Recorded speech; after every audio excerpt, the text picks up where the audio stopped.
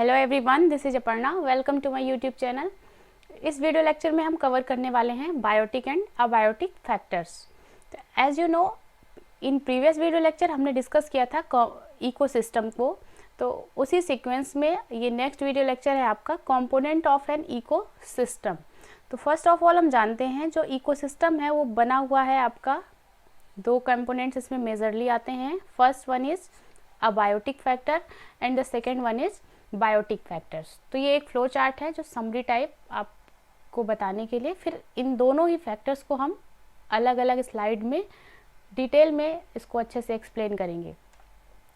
तो abiotic factors जो होते हैं मेजरली ये आते हैं किसमें, इसके अंदर क्लाइमेटिक फैक्टर्स हो सकते हैं। अबायोटिक मतलब होता है simply non living things, non living, okay. And biotic factors में आती हैं लिविंग चीज़ें, जो जितने भी लिविंग थिंग्स हैं वो आ जाते हैं। तो अबायोटिक फैक्टर्स को मेजरली अगर और फर्दर आप क्लासीफाई करेंगे तो क्लाइमेटिक फैक्टर्स आते हैं, एडेफिक फैक्टर्स आते हैं। क्लाइमेटिक में जो भी क्लाइमेट से रिलेटेड हैं, जैसे रेन हो गया, टेम्परेचर हो गया, लाइट हो गया, विंड हो गया, ये सारे फैक्टर्स आ जाते हैं जो क्लाइमेट के थ्रू हैं। नेक्स्ट है एडेफिक फैक्टर्स। इसमें आपको आ जाता है जो नेचर ने ही प्रोवाइड किया है बट ये क्लाइमेट से अलग है, जिनका इफेक्ट पड़ता है क्लाइमेट का जिन पर, जैसे सॉइल है, अगर सॉइल में बहुत ज़्यादा बारिश हो गई तो सॉइल पे फ़र्क पड़ जाएगा, उसके पीएच पे फ़र्क पड़ जाएगा, मिनरल्स पे पड़ जाएगा, वहाँ की टोपोग्राफी, पर्टिकुलर लैंड कैसी है, उसका क्या स्ट्रक्चर है। तो बहुत ज़्यादा हवा अगर हो गई तो सॉइल की कैसे अपर लेयर चली जाएगी। तो एडेफिक फैक्टर्स वो फैक्टर्स होते हैं जिन पर क्लाइमेटिक फैक्टर्स का इफेक्ट पड़ता है, ओके।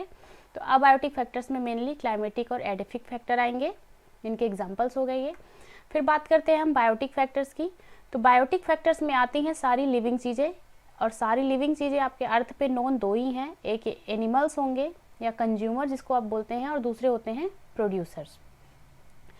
तो बायोटिक फैक्टर को फर्दर क्लासीफाई किया गया है, तीन सब डिवीज़न किया गया है इसका। फर्स्ट है प्रोड्यूसर, इसमें आ जाते हैं आपके मेनली प्लांट्स या ऑटोट्रोफ जो अपना फूड खुद प्रिपेयर कर सकते हैं, जो किसी पर अपने फूड के लिए डिपेंड नहीं होते हैं। फिर आते हैं कंज्यूमर्स, यानी कि हम और आप जो इनको कंज्यूम करते हैं। अब कंज्यूमर को फर्दर क्लासीफाई किया गया है primary consumer, secondary, tertiary, quaternary, या सिंपली आप कह सकते हैं कि all the heterotrophs are consumers. And heterotrophs क्या होते हैं, that organism who is depend on another, like producers आप कह सकते हैं, जिनसे इनका अपना फूड मिलता है, ओके। फिर नेक्स्ट है डीकम्पोजर्स। डीकम्पोजर्स क्या होते हैं, जो आफ्टर इनकी डेथ, जो कंज्यूमर्स होते हैं या प्लांट्स होते हैं, जो प्रोड्यूसर्स होते हैं, इनकी डेथ के बाद उनको डीकम्पोज करके फर्दर सॉइल में फिर से मिला देते हैं, लाइक बैक्टीरिया और फंगस, या आप इनको सिंपली कह सकते हैं सैप्रोट्रॉप्स। तो ये हो गया कंपोनेंट इकोसिस्टम के। तो इकोसिस्टम को के दो कंपोनेंट हैं, अबायोटिक फैक्टर्स और बायोटिक फैक्टर्स। अबायोटिक और बायोटिक को फर्दर कैसे क्लासीफाई किया गया है, अब इसको हम वन बाय वन और डिटेल में पढ़ते हैं। तो फर्स्ट हमारा टॉपिक है बायोटिक फैक्टर्स। तो बायोटिक का पहले हम मतलब समझते हैं। देखिए, बायोटिक वर्ड में ये जो वर्ड है आपका बायो, बायो मतलब होता है लिविंग थिंग्स, जिसमें आपकी लाइफ पाई जाए, ओके। तो लाइफ अब किस में होगी, या तो वो एनिमल्स हो सकते हैं या फिर वो क्या हो सकते हैं, प्लांट्स। तो मेजरली सिंपल, अगर आप सिंपलेस्ट टर्म में कहेंगे तो बायोटिक फैक्टर्स में कौन आते हैं, एनिमल्स आते हैं और प्लांट्स आते हैं। तो इसकी डेफिनेशन क्या हो जाएगी, the living part of a habitat, किसी एक पर्टिकुलर हैबिटेट में पाए जाने वाले लिविंग पार्ट। लिविंग पार्ट्स में आएंगे एनिमल्स एंड प्लांट्स, यानी उस पर्टिकुलर एरिया में पाए जाने वाले प्लांट्स और वहाँ पर पाए जाने वाले एनिमल्स कहलाएंगे वहाँ उस पर्टिकुलर एरिया के बायोटिक फैक्टर्स। अब हैबिटेट वर्ड यूज हुआ है तो उसको भी हम समझ लेते हैं। हैबिटेट क्या है, an environment that provides the things the organism needs to live, grow and reproduce. Habitat क्या है, एक पर्टिकुलर इन्वायरमेंट जहाँ पर ऑर्गेनिज्म को उसके नीड के, उसको सर्वाइव करने के लिए जो उसकी नीड्स हैं, उसको ग्रो करने के लिए जो फूड चाहिए, उसको रिप्रोड्यूस करके अपनी स्पीसीज़ को आगे बढ़ाने के लिए जो भी कंडीशंस चाहिए वो प्रोवाइड करे, एक ऑप्टिमम माहौल कह सकते हैं आप, जिस पे वो कंफर्ट फील करे, दैट इज़ हैबिटेट।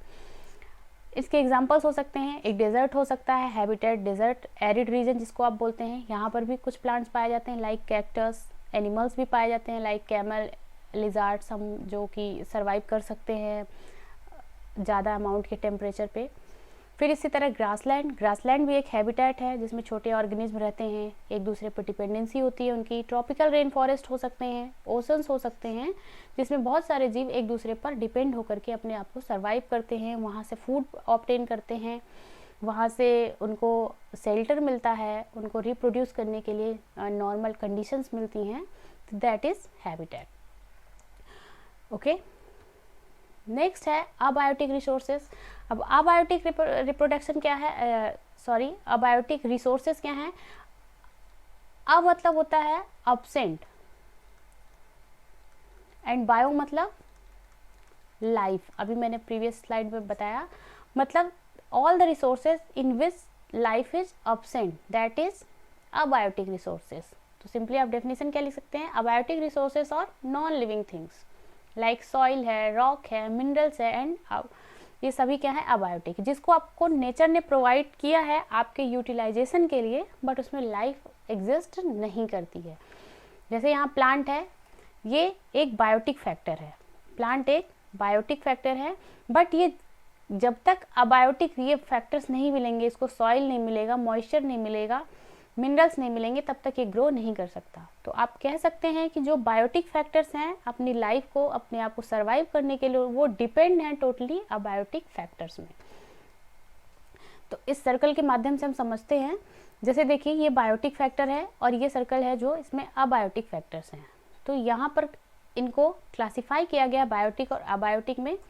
तो बायोटिक के एग्जांपल्स दिए हैं जैसे organic matter, living things, oyster, pearl oyster, ये भी क्या है, इसमें भी लाइफ पाई जाती है जो मोती बनाते हैं, ब्लू क्रैब, जू प्लैंकटन, फाइटोप्लैंकटन, जेलीफिश, ये सभी लाइफ, इसमें सभी में लाइफ पाई जाती है, that's why they are biotic factors.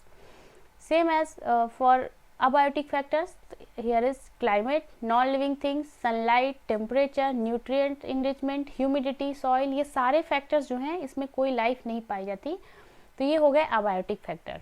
But यहाँ पर देखिए इस सर्कल में एक कॉमन बात लिखी हुई है, यहाँ पर लिखा है biotic factors have to rely on abiotic factors to survive. Biotic factors में ऑल्दो लाइफ है, बट ये टोटली डिपेंड है किस पर, अबायोटिक फैक्टर में। Without abiotic factors, sunlight, temperature, humidity, soil के बिना हम सर्वाइव नहीं कर सकते, या प्लांट सर्वाइव नहीं कर सकते। अगर प्लांट सर्वाइव नहीं कर सकते तो हम टोटली डिपेंड है प्लांट पे फूड के लिए, तो हम भी सर्वाइव नहीं कर पाएंगे। तो यहाँ पर एक डायग्राम की हेल्प से बायोटिक और अबायोटिक के कुछ एग्जांपल्स दिए हुए हैं। जैसे बायोटिक में प्लांट हो गए, रैबिट है, मशरूम है, ये फंगस, ये बीटल्स है ना, ये लीफ है, ये सभी क्या है, इनमें लाइफ प्रेजेंट है, that's why they are biotic.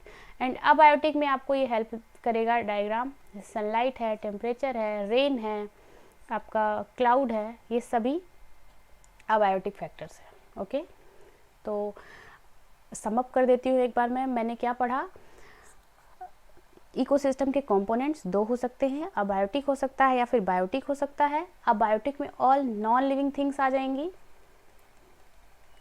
जिसमें लाइफ एब्सेंट होती है, बायोटिक में all living things. Okay, biotic factors को फर्दर क्लासिफाई किया गया प्रोड्यूसर में, जिसमें प्लांट्स आते हैं, कंज्यूमर्स में, जिसमें फर्दर ये तीन भागों में क्लासिफाई किया गया, प्राइमरी कंज्यूमर हो गया, सेकेंडरी हो गया और टर्सरी हो गए, फिर लास्ट वन इज डीकम्पोजर्स। तो यहाँ से ये हो गया इसके कंपोनेंट्स। अब यहाँ पर ये प्राइमरी कंज्यूमर, सेकेंडरी कंज्यूमर और टर्सरी कंज्यूमर जो है, ये हम नेक्स्ट वीडियो लेक्चर में कवर करेंगे, क्योंकि ये डिपेंड है, रिलेटेड है फूड चेन से, तो वहाँ पर हम इसको काफ़ी अच्छे से पढ़ेंगे। ये वीडियो लेक्चर मेनली बायोटिक और अबायोटिक कंपोनेंट्स के लिए था, तो आई होप आपको ये टॉपिक अच्छे से क्लियर होगा। अगर आपको वीडियो पसंद आया है तो लाइक करना ना भूलें। Thank you for watching.